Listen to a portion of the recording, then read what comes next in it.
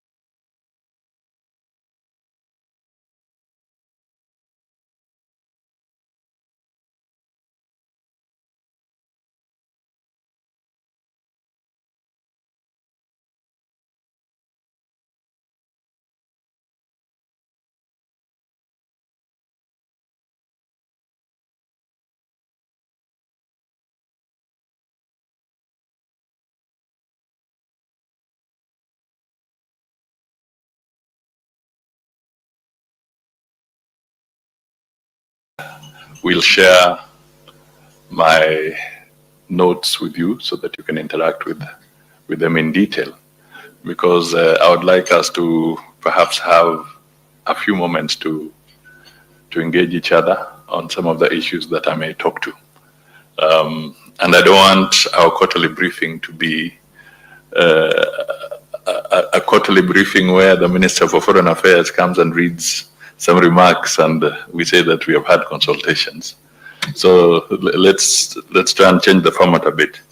But before I go deep into some of the comments that I want to highlight, I'll want to be able to highlight something about Kenya, a little bit about the regional issues and our perspective on some of the economic and global issues. And then from there we can have a conversation.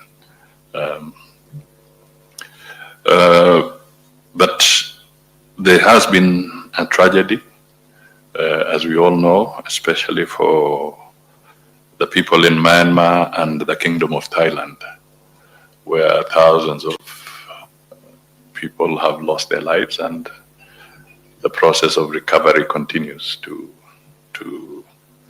evolve.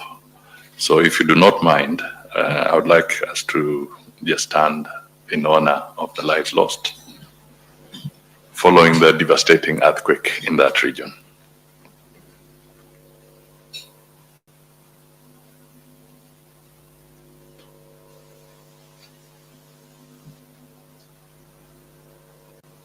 Thank you. Please be seated. So let me perhaps start with the more difficult part. Kenya. I just want to let you know that in terms of Kenya's economic program, the program that has been running with the IMF has come to an end. And as we all know, engagement with the IMF and the World Bank is usually extremely essential because around that program, so many other bilateral and multilateral support or collaborative programs are involved. So I want to be able to say that as it came to an end, without going into details of numbers and what it means, I just want to say that the government of Kenya has now resolved that starting the spring meetings in Washington, the government of Kenya will start negotiations so that we can now have a new IMF program with our partners. The mechanics are usually some initial discussions and then a reciprocal team to come and have the detailed engagement with the various departments. So this is something that we want to pursue, and we hope that through those negotiations we can come to closure and we can have targets that we can genuinely say that this is now a commitment of the Kenya Kwanza government. Because what Kenya has been riding on is a negotiated program that was from the previous government. The merits and demerits of those, again, will be the subject of a debate on another day. But if I just give an example, it means that now if there are going to be targets set in that program, those are the ones that can be validly determined as Kenya Kwanza targets. Because some of the negotiated aspects, whether it was the tax, the debt ceilings, and so forth, were negotiated in the context of the previous program, which is now come to an end, and therefore we now have to engage afresh. And this may also call for some realignment as we go along with our development partners in some of the sectors that you are involved in. And I'm sure there's usually an opportunity, even within the framework of these negotiations, for consultations with the bilateral partners that are involved with various programs. So this may call for some realignment. We may have an opportunity during this period to look at projects where resources were earmarked, but maybe there was no drawdown, or we were unable there was no perhaps capacity to actually commit the resources and utilize them. Equally, maybe there were events where counterpart funding from the government of Kenya was not readily available, so certain programs may have stalled. So this will give us an opportunity to start looking at that properly. But I want to underscore that we all know that it is important to have a program so that we can move along together.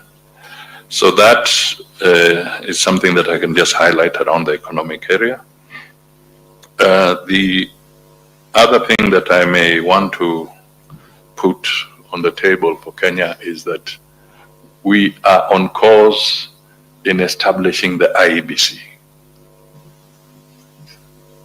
This is extremely important in my view. And we are doing it in good time so that the electoral body can be in place for the election of 2027. And I would like to invite you to recollect that what is going on is a process that was negotiated under the NADCO framework. And after a protracted legal battle, the courts set aside that process to allow the IBC to be constituted. But Kenyans being what they are, it becomes an Oliver Twist kind of situation. I've got it, but I still want more. So all I want to tell you is that we are on track. There'll be people still saying that we are not getting a fair deal or this should not happen. But rest assured, and some may even want to go to court again.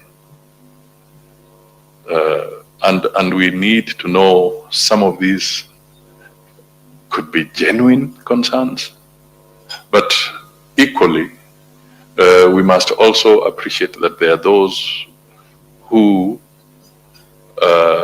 would always want to create an obstacle to delay a process.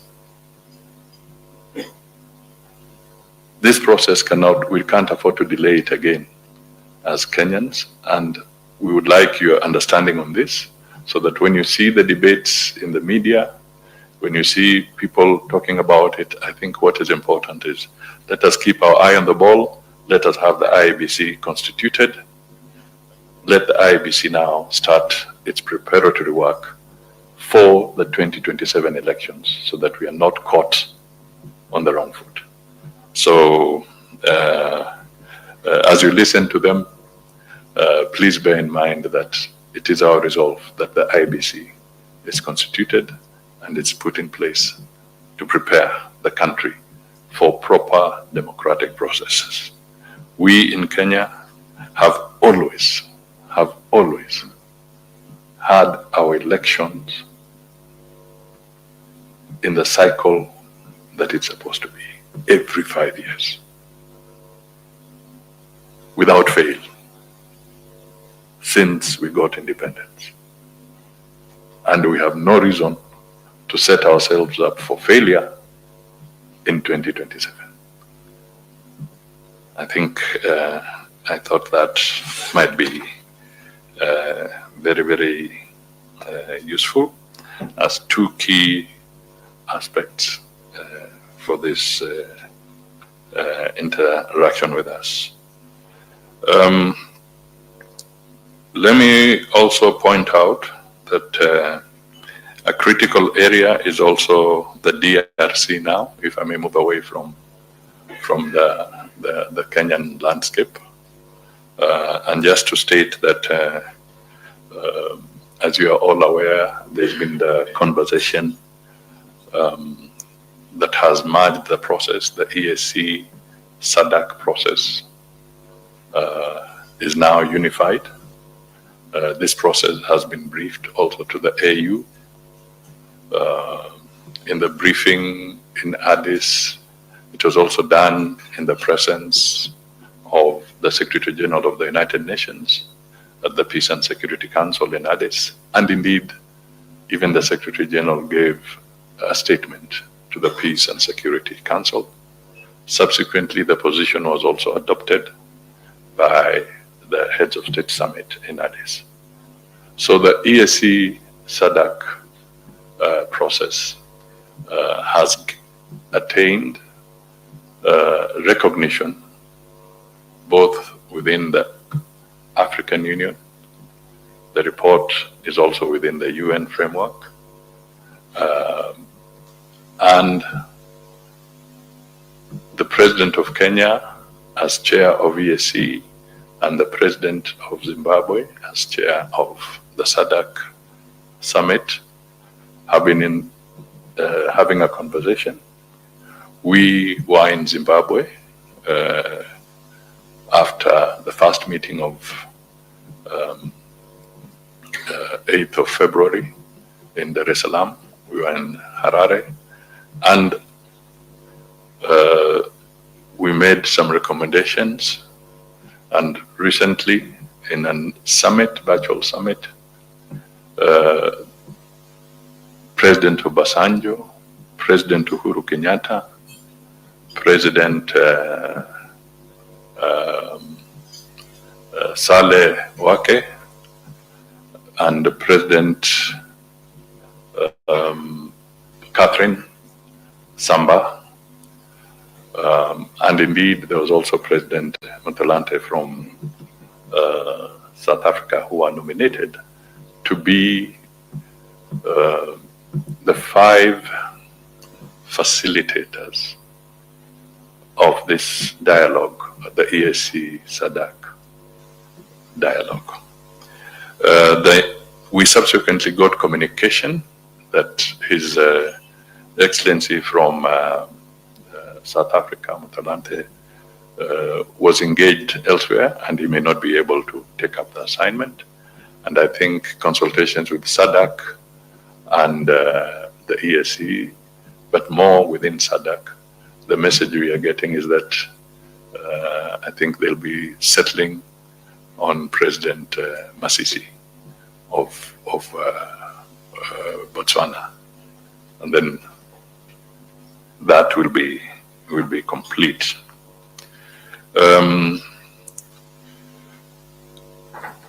I just want to highlight that I bring this forward to you because the merging was to make sure that we eliminate forum shopping so that we can have one unified process. Therefore, my appeal to you this morning is that as you talk to your capitals, let us encourage the channeling of all the support that may be necessary through to this one singular process so that we avoid duplication. Whether we want to say the Rwanda process succeeded or the Nairobi process didn't succeed or vice versa, or Nairobi succeeded, this one didn't, that can be a debate in the boardrooms. But I think what we need to figure out is that time is of essence, and this peace process must move forward. From the 8th of February, when the first decision was made, now we have the facilitators in place. What is important is to get the facilitators working, because definitely that is now almost 2 months. So we need to find a way of eliminating protracted bureaucracies within the two economic regional blocks, the EAC and the SADC, and all other areas. And in this conversation, the briefing that was held recently by the president, the AU was also in attendance. They were represented by the Peace and Security Council Commissioner, Bankole. So we need to hasten because the situation is not improving until we really get everybody on the table. There have been initiatives that have been reported, where Qatar has also invited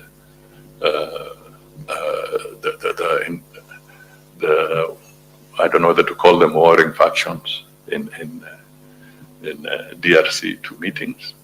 But what is important, that they have also come out recognizing the need to support the EAC SADC initiative. From the Kenyan perspective, President Ruto has offered, if need be, the final decision will lie with the facilitators, but President Ruto has offered to provide facilities to house any meetings that they would want to have. And where it may be necessary is perhaps for our partners to think on what logistical support they can lend to this initiative as we go forward. If the facilitators think otherwise, Kenya is still flexible. What is important is to have the process moving forward. And I would want to appeal for your support in helping us deal with this. We had a visit also from the special advisor from the Trump office government, Dr. Masad Bulos. We talked about many things, bilateral, but on this regional aspect, I just want to state that they were in consonance as well, that it's important that we have one unified process that can help us to achieve peace and stability in the DRC.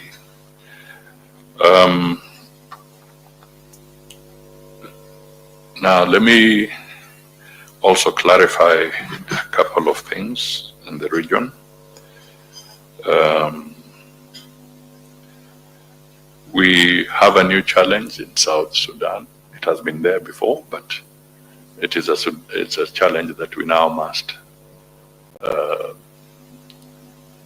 also put a spotlight on. The situation remains as you know it. I think one of the vice president has been held in a manner that refrains him from undertaking certain activities. And we as Kenya sent a special envoy, the Right Honorable Raila Odinga. He was accepted there, but he was not allowed to see Riek Machar, to maybe hear a version from his end. We were destined as ministers of foreign affairs earlier to also go there to have a conversation as IGAD ministers. But the government of South Sudan at the 11th hour sent a message that they were not ready to receive the ministers. So that session was deferred for a later date. Clearly, there was also another delegation sent by the AU, and all the courtesies were accorded. But just like with the Raila situation, that AU delegation, panel of the wise, was not allowed to see Riek Machar either. So that remains a gray area that may require a lot of diplomatic effort, even from behind the scenes, to have conversations with different interlocutors so that we can mitigate the situation in South Sudan. The president was launched the Shirika plan formally at State House a few days. This is the whole package of trying to integrate refugees. It has become a flagship of the UNHCR program, and Kenya has been leading it. So he launched it. But some of the indications as he was launching this is that because of the heightened tension in South Sudan, we are beginning to see an inflow of about 20 or so new refugees trooping into Kakuma on a daily basis.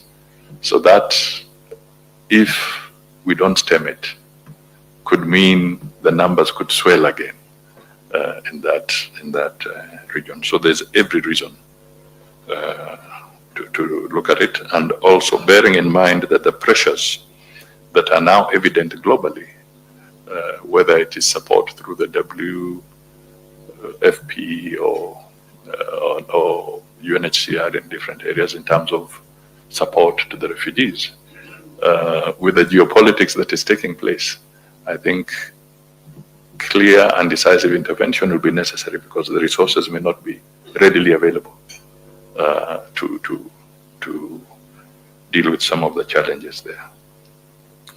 On Sudan, let me state very clearly that there was the conference that took place here in Nairobi. I think they call it the Taasisi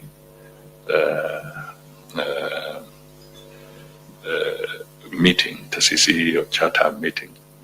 And for the avoidance of doubt, no government of Sudan was declared or formed in Kenya, in Nairobi.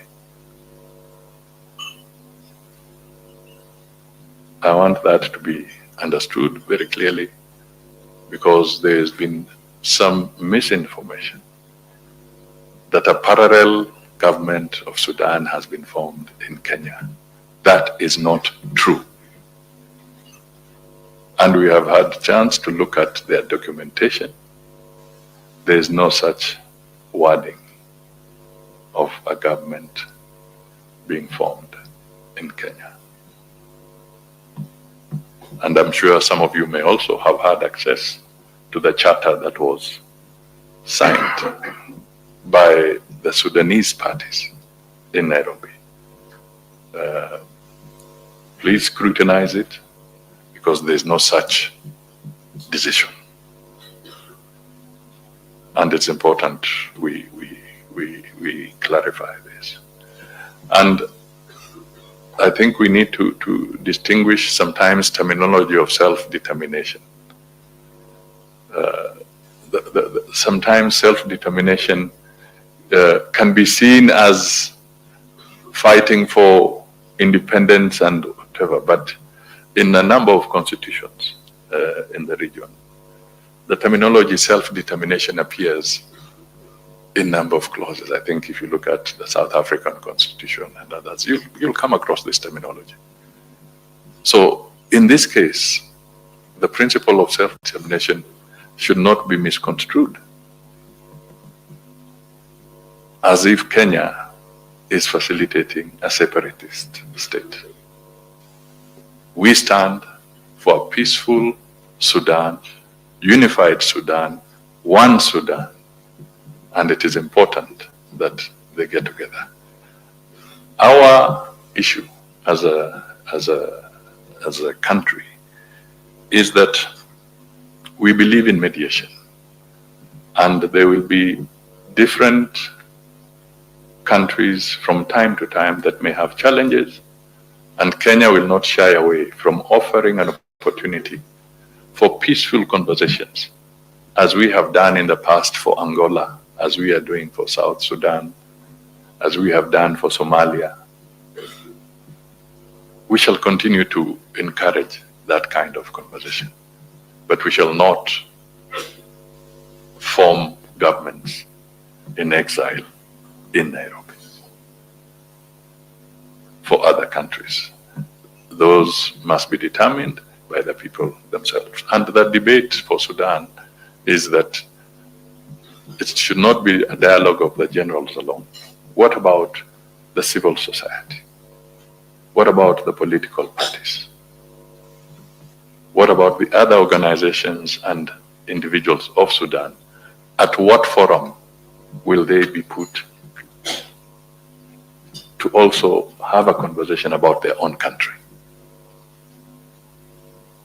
So it is on this principle that the issue of Sudan came in, but I hope I hope by this comment we set the record straight, and any misunderstanding around that space should perhaps dissipate. Of course, we know they say Kenyan tea should not go there, but that's a trade issue. But on the part of Kenya, we want to state that in spite of all these challenges, a lot of the humanitarian efforts that take place in Sudan, in terms of logistics, in terms of supplies, in terms of, will continue. And Kenya shall not in any way interfere with that process. So we are putting our case in good faith, and we shall not interfere. So whatever activities that are humanitarian, that are also in support of the people of Sudan, where there's a serious humanitarian crisis, Kenya will continue to play its role in the international arena to support those efforts. Let me touch briefly on Haiti. We lost two of our personnel to the violence in Haiti. It's most unfortunate, but we are still committed, working within the framework of the UN resolutions to continue with this support. Of course, the term of the mission should end in September this year. But in between, there are some petitions that are within the UN framework, and I think the Secretary General of the UN made some comments to it. So we await some reactions so that we can collectively understand how the international community is looking at the Haiti agenda, and hopefully on how we can work together to be able to deal with it. We also urge that we continue our efforts to support Somalia collectively. I think it's very important. In the African proverbs, they always say that the most dangerous moment and tragic moment is when the pot of water breaks at the doorstep. Somalia has been walking a journey, and we should not allow a situation where the pot breaks at the doorstep. So the efforts that we've been putting in, let's put in, because we have seen some resurgence of the terrorist elements, and we all know of the incidents that took place not too long ago. So let's have collective support to be able to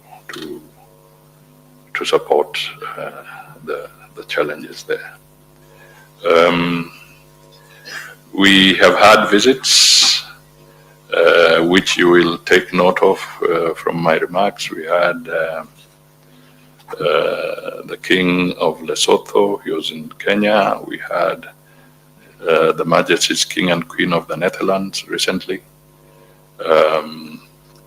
As I said, we have also had the visit from the Special Advisor of the United States of America, Dr. Masad Boulos. We recently had a visit from, I think until last night, from the Defense Secretary from the United Kingdom. We also have some outbound trips. The President was in Namibia to attend the swearing-in ceremony of the new head of state, Madam Nandi, the first female president in Namibia. I was there, and I saw firsthand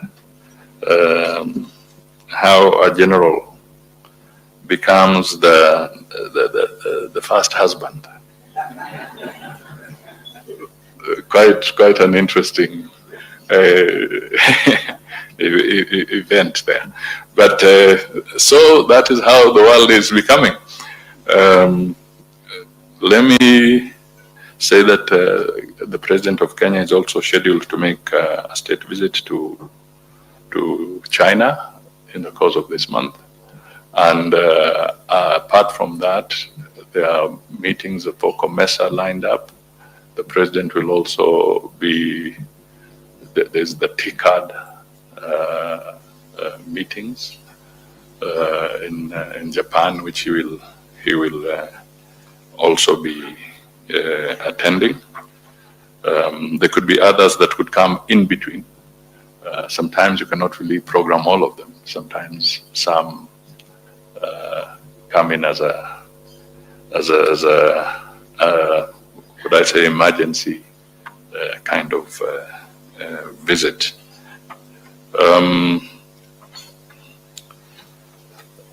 Let me also say that we are aware of the issues around the challenges of the ETA. There are still challenges in that space. And my PS continues to talk, especially with the immigration department, so that whatever is still giving us a problem, we can help in refining that space, because indeed we've had representations of inconveniences from quite a number of our friends and partners in this space. We are also reviewing the Powers and Privileges Act as the Ministry of Foreign Affairs, because over the years things have changed, and we are looking at that act so that we can make it fit for purpose in the current circumstances. If you do have any suggestion, if the PS has not invited you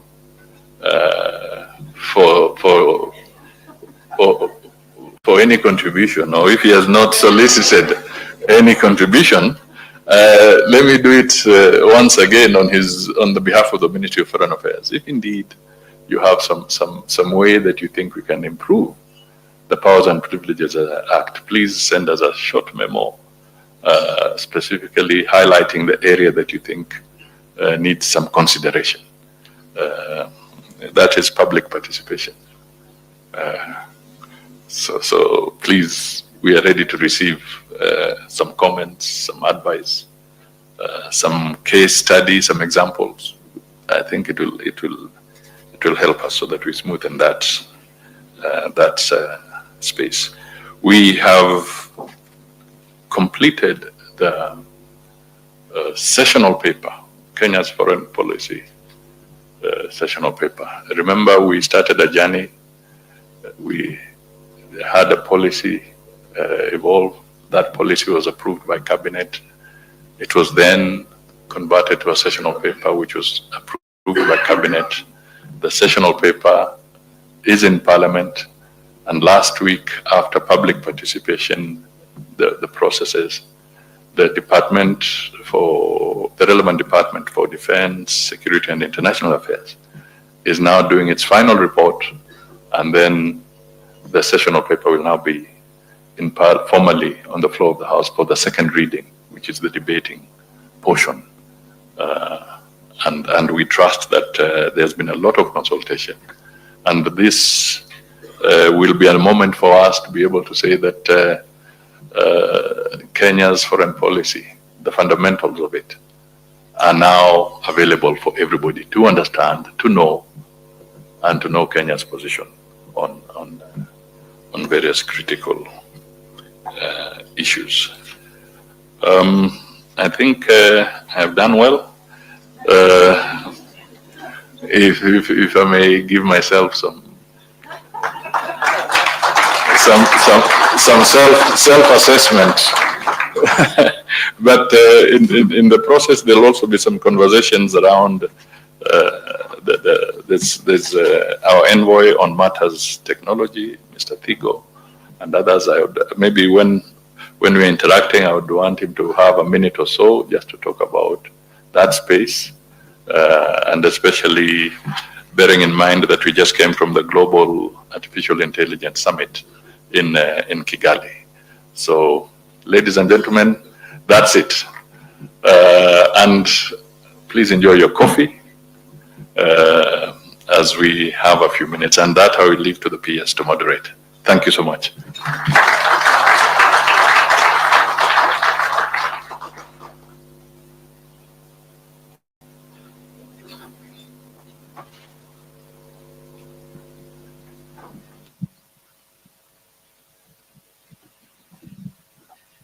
I became momentarily deplatformed there.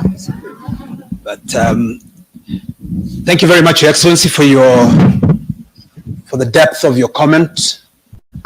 You've given us a snapshot of the state of affairs within the country, the region, and our view of things around the world. Just again to emphasize one point that you made on the right to self-determination, Kenya is a believer in the right to self-determination. It's particularly external, but fundamentally it's internal dimensions, which has to do with enlarged participation for citizens, for people. It has to do with, for countries as complex as our own, and in other contexts, it has to do with the devolution, amongst others. And so I think that's the context in which our reading of the charter of some of the groups from Sudan entails. In the interest of time, I want to give time for all of us to be able to intervene briefly. But before we do that, allow me just to give a chance to two people, Her Excellency Ambassador Bangura to make a comment, and then I'll ask Ambassador Thigo to equally make a comment. Do we have a roving mic somewhere? Do we have a roving mic? Okay. This will be the roving mic. Let me allow Ambassador Mangura to intervene and then Figo, and then I'll open it up to the rest of us. Thank you. Thank you very much, Your Excellency, the Prime Cabinet Secretary and Cabinet Secretary for Ministry of Foreign Affairs and Diaspora. Thank you, Mr. Pierce. Mine is not very long, a couple of comments. First, I want to thank the government of Kenya for their unconditional support to UNON, the agency funds and program in Kenya. And I'm saying this not because of what they're doing for us here. As you're all aware, UNON is in a very expansive position. And by 2030, we'll be investing $340 million to expand the offices and the conference facility. It has been a tough negotiation process in New York, and the government of Kenya, we worked very closely with them to mobilize the G77 and China, all the member states, all of you. So that for me is important. Secondly, they're working very closely with us to give us the required supports that the facility need as to expand offices and conference facility. They've set up an interagency group with all the ministry, water, energy, ICT, infrastructure, to sit with us and ask us, what do you need? Because you are bringing more than 9,000 people, you're expanding the number of offices in Kenya. What is it that we can make to make your stay here easy? Of course, we do have challenges in facilitation, but the good thing about this is that we're engaging on a regular basis to look at each of the problems, whether it's ETA, whether it's visa, whatever it is. So those discussions are ongoing. So I think it's important for us to recognize that they're contributing to making sure our stay in Kenya is actually good for us as UN. Second, I want to thank the diplomatic community for the support to the UN. I say to myself, and I say it in New York, I say, I'm the luckiest DG because of the tremendous support, collaboration, and engagement I'm having with the member states in Kenya. On a regular basis, we brief them, and their support to us and their messages to the member states in New York has been excellent. So I need to thank you, because we could not have been in this position where we are without all of you. I want to recognize the excellent work being done by our UNCT, because Kenya is the hardest, if you say, is the only, what we have in Kenya, we don't have in any other country in the world. We have everybody, everything that is being done in the UN is in Kenya, other than the Atomic Agency. So whether you have UN headquarters, UN global offices, UN regional offices, peace and support, operation, humanitarian development. But most of us are global operation. We actually live in Kenya, but we don't work on Kenya. So we have the team that is dedicated to supporting the government of Kenya, and that's under the leadership of the resident coordinator. So I think it is important for us to recognize and to continue to ask the government of Kenya to continue engaging and working with the UNCT. They are doing a great job, an excellent job. So I really need to recognize and appreciate them.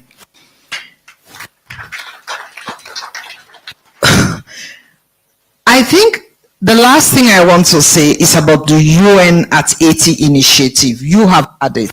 On the 11th of March, the Secretary General wrote a letter to member states. The letter did not come about because of the America. It came about because we are challenging times.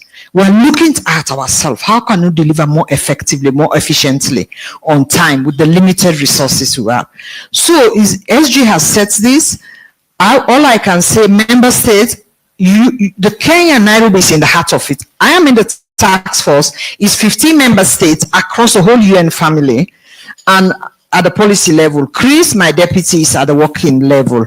We will brief you. We're having our second meeting today, but as we move ahead with that, I just want to let the member states know we will brief you on what it's all about, how it's going to affect Kenya. We will also talk to the Ministry of Foreign Affairs and the government, because this is very critical. You've seen the video, you've seen they are bringing many people. All I can say, we will talk to you. We will debrief you, we'll explain to you what it's about, what action is going to take, how it affect the UN. But the most important thing, we have to develop effectively, we have to survive in a very different way. It's going to be a lot of challenges, but I continue again to ask you, please continue your support to the UNCT country team, because that's very critical for the development agenda of Kenya. Thank you very much. Thank you, Ambassador Bambura. I'll give a minute to, and I mean a minute, to Ambassador Figo, and then we will go to the Ambassador of Jordan.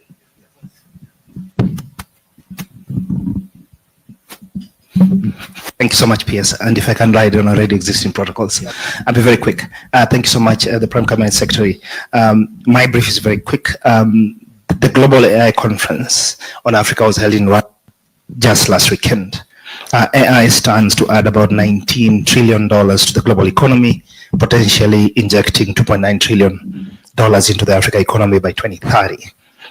It also has the potential of uplifting about 11 million Africans directly. And so that summit that brought about 2,000 Africans, including diaspora, about 100 AI companies from 95 countries, was a statement that Africa is potentially at the cusp of grasping artificial intelligence and harnessing it for its own development. The announcement that was quite particular to Kenya, and the delegation was led by the Prime Cabinet Secretary, was the establishment of an AI factory in 5 countries: Egypt, Kenya, Nigeria, South Africa, and Morocco. The Kenyan portion of the AI factory is quite significant, because for the first time we'll have the most advanced AI capabilities in the region that could be shared with our neighbors. It also ensures that we can foster innovation. We can support our startups, we can build research capacity and capability, but also we can promote economic growth. The reason why this is important is we partnered with NVIDIA and Cassava Technologies, led by Mr. Strive Masiwia. We jumped 7 years in line to access those GPUs because we didn't have access for that. Thank you, Ambassador Figo. Thank you very much. I know you have a lot more to say. Ambassador Jordan. And those of us who want to intervene, please, if I could see by a show of hands. Ambassador Sweden. Good morning, Excellency CS. Good morning, everyone. PS. Excellency, would love to hear from you a few words about the Kenyan position on the Middle East situation. Many things is evolving there: Gaza, West Bank, Lebanon, Syria. Would appreciate to hear a few words about your situation, Kenyan situation, your position on what's happening right now. Thank you, sir. Ambassador Caroline.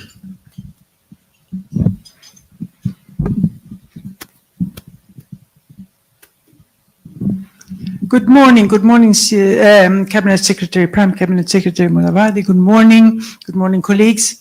This was an excellent briefing. Thank you very much for this initiative. We had, or I hosted my colleagues from all the UN capitals around the world here in Nairobi last week.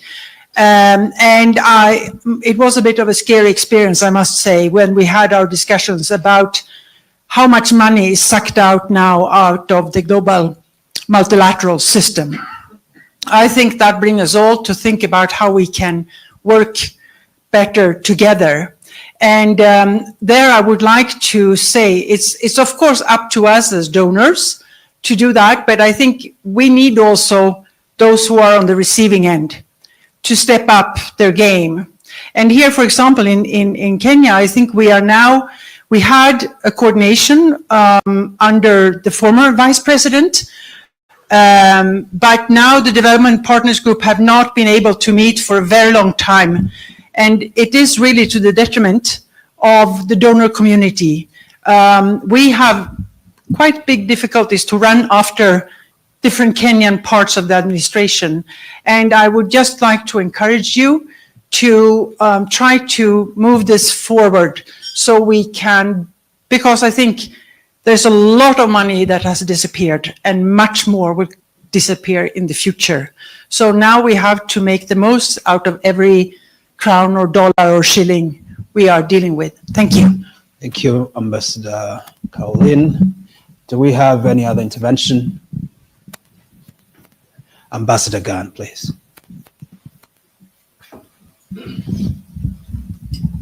Thank you very much, PS, and good morning. PCX/CS. Good morning, distinguished colleagues. Just a brief comment.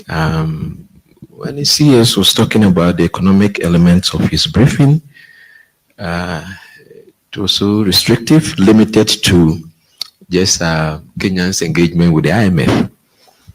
And I was wondering, in the era where we find ourselves, whether the issue of the African Continental Free Trade Area is no longer an issue worth pursuing by, the African continent. I was expecting that some pronouncement will be made as to how far we can, where we are, how far we can pursue that agenda, because to some of us, intra-African trade is the best option that we have to get ourselves out of the doldrums where we find ourselves. And I think that I have said at different fora that I think that that's the best that Africa can have. Among all the flagship programs that Africa has, from the African Union, the African Continental Free Trade Area is the best that have been bequeathed to us. And to me, where we are in terms of the discussion, deliberations, and negotiations, we are at a point where political leadership is more significant, the economic dimension of that. Thank you very much. Thank you very much, Ambassador Ghana. Seeing no other hand, I'm now pleased to, I don't know whether Your Excellency you want to take. Can I take some? All right. Maybe you could. Do you? Okay.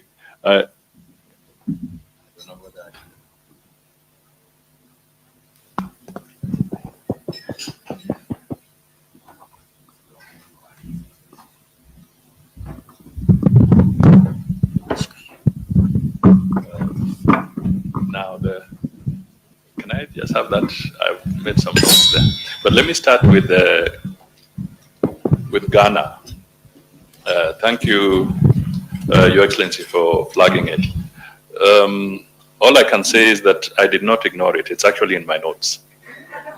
What we are going to circulate, I have dedicated some comments on this very issue that you raised. So we have not downgraded it. And of course, I was trying to look at the element of time. How much can we really tackle here? But you raise a fundamental issue. And I think we are all reasonable nations, and we all understand. And the geopolitics has completely transformed. So it behoves on Africa to look at its whole economic and trade arrangements more critically than they have in the past. And the whole issue of inter-African trade becomes important. On the issue of the geopolitics, I think it's important, in my view, that perhaps an urgent meeting needs to be convened by the African Union Commission of perhaps the key experts in terms of perhaps the ministers for finance and the ministers for trade and ministers for foreign affairs to convene urgently so that they can have some conversation around this changing dynamics, how to deal with the issue of the tariffs, its implications across. How do we now really look at our own internal inhibitions? Because as much as we talk about the impact of the policies that are maybe emanating from Washington, we also have to look critically amongst ourselves, because even we as African countries, we have been very restrictive in allowing trade, free flow of trade and goods and services amongst ourselves. And I think it is something that we need to look at very, very critically, internally, as much as we'll be looking at the global arena. On the Middle East and Gaza, I think we had pronounced ourselves on this some time back, and we maintain the same position, that Kenya stands for a two-state solution. We are very clear on this, and the trouble that is there, and we all are appealing for an end to it. The atrocities that keep on appearing are heart-rendering, and we would like that to come to an end. As a matter of fact, even for avoidance of doubt, in Kenya's session of paper, this matter is being pronounced in the session of paper in terms of Kenya's position on this particular issue. So maybe for the avoidance of doubt, with Parliament seized with it and Kenya's position pronounced there, I hope we shall not have any more questions around what is Kenya's position on this issue. I believe in settling fundamental matters once and for all. And this is one of those very, very important matters, so that Kenyans know and the international community knows what is Kenya's position on this matter. I think the meeting of the international partners and ourselves, I think I've taken your message. We need to quickly have a deeper conversation on that matter. And I do agree with you that we need to rationalize very quickly, because resources are going to become scarce. In any case, I think we were already seeing a steady decline on international aid flows. And what may have happened will only accelerate it. And not too long ago when I was in Geneva, we did, I met the people of the Global Fund on Health, and they were actually even appealing. And President Ruto has already made some, he has started making some steps on this to appeal that the Global Fund on Health, the replenishment that is due, that we have a concerted effort to try and at least maintain the support there, because part of it has gone. With the changes that have been announced, we all have to also look at interventions around the UNHCR. I think there was indication that perhaps 40% of their budget could also be affected. So these are genuine issues, and it calls for us to use whatever resources we have prudently and with the most impact where they would go. In fact, one other debate that has been in the papers is the whole debate of public participation in Kenya. And I want to bring it to the table, because it also calls for your intervention.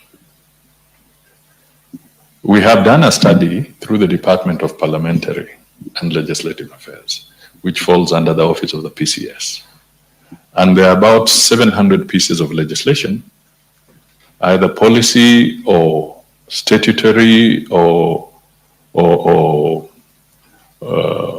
in fact, maybe sessional papers in different sectors. And we asked each department, please give us your costing, because we have a constitutional requirement of public participation. But there's no bill for public participation, no legislative. It's in the Constitution, and the AG's office and our office, I think starting from this week, or you'll start seeing some activity around public participation. And we have lost a lot of time, a lot of legislation, because courts have ruled if you didn't do public participation, the law is unconstitutional, you have to go back to the drawing board. But my interaction with some senior people within the judiciary was that we have always had a conversation around public participation from a different angle, but nobody has focused and made a case for the cost of public participation vis-a-vis actual delivery of programs or services or projects. So, going back a little, the piece of legislation that we asked, the 700, we told each ministry, give us an estimate of what it takes for you to have this to mature to a piece of legislation. And we are getting figures of, at the lowest, 10 million shillings, at the highest, 100 million shillings. Now, if we just go by the rule of thumb, and you say, let's go with a baseline figure of 10 million, then it means to enact 700 pieces of legislation or deal with the policies, we need 7 billion shillings. How many hospitals will we supply with medicine? How many bridges will we put up? How much more can we do to provide employment for the young people? So I'm putting it to you that the whole issue of public participation, even though it's a constitutional requirement, let us all examine this.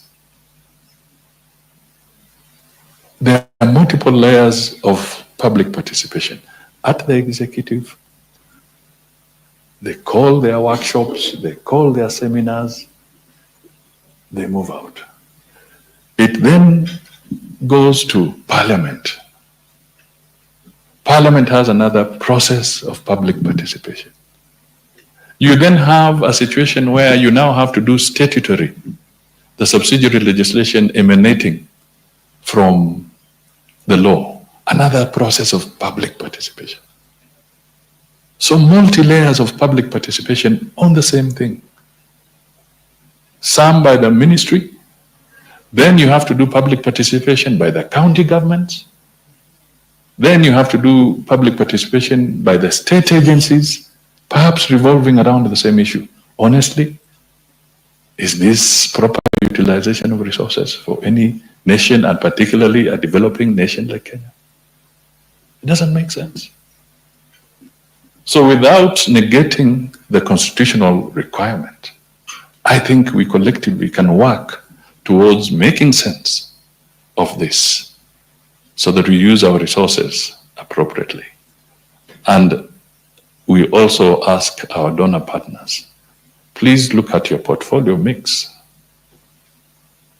carefully, because we would rather have more of your resources to provide the medicine, to build the bridges, than to facilitate public participation. Look at the ratio carefully. Thank you.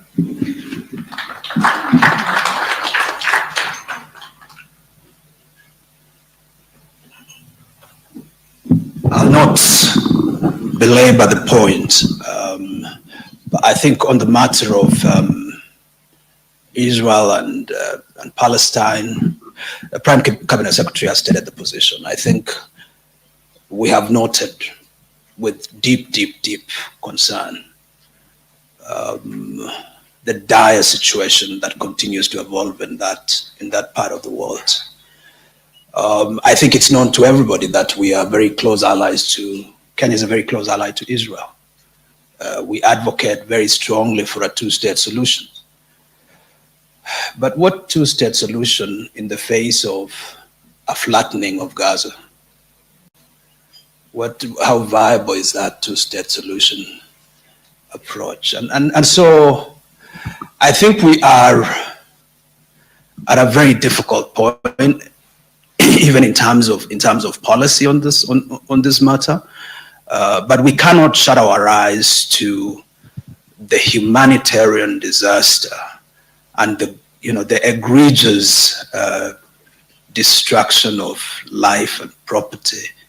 And we are continuing to join the rest of the world in taking a very firm position with regard to some of the violations that we have noted. And we will work closely with our friends in the Middle East, our friends in Africa, our friends in Asia, our friends in Europe, to ensure that some semblance of respect for international law remains. Because what's the use then of having all these regimes of laws, that have sort of excluded some parties from compliance? If there is a law, if there is a rule, then we must all comply by it. Otherwise, it's not really a law, it's not really a rule.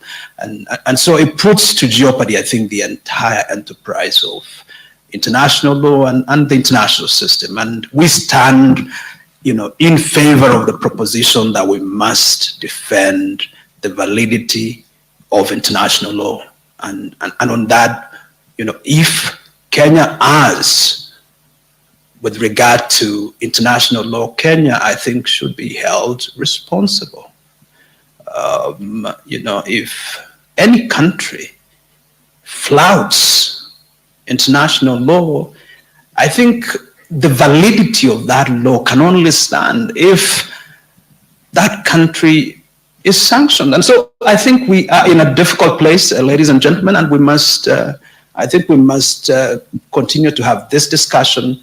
But Kenya stands firmly on the side of saying that we will